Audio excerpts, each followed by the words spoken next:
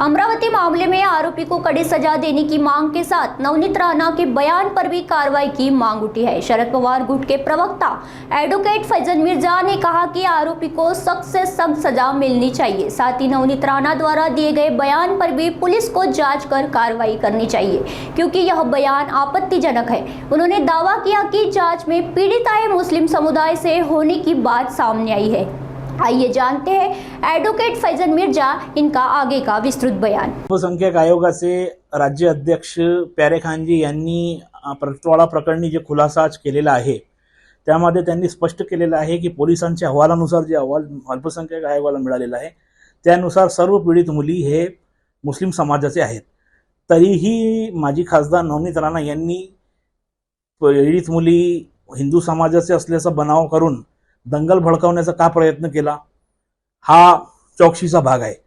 परंतु याविषयी प्यारे खानजींनी अजून सांगितलेलं आहे की पॉक्सो तहत नवनीत राणा यांच्या विरोधात गुन्हा दाखल व्हायला पाहिजे अशी पीडित कुटुंबांनी मागणी केलेली आहे अल्पसंख्याक आयोगाला। माझं असं मत आहे की राज्याचे मुख्यमंत्र्यांनी याविषयी त्वरित SIT स्थापन करून नवनीत राणा यांची या प्रकरणी सुद्धा भूमिका जांच करण्याचे आदेश द्यावे, कारण यामध्ये काही लोकांनी राजकीय पोळी भाजण्याचा सुद्धा प्रयत्न केलेला आहे। त्यांचा सुद्धा खरा चेहरा जनतेसमोर आणण्याचा पोलीस विभागाने काम करावा आणि जो आरोपी आहे त्याला चौरंगा करून त्याला मारून टाका अशी आमची मागणी आहे। कारण कोणताही धर्म युवतींविरोधात यांच्या मुलींविरोधात अशा प्रकारचे कृत्य करण्यास कोणताही धर्म बढावा देत नाही आहे। हे मानवतेवर काडीमा फासणारी गोष्ट या पोट्याने केलेली आहे।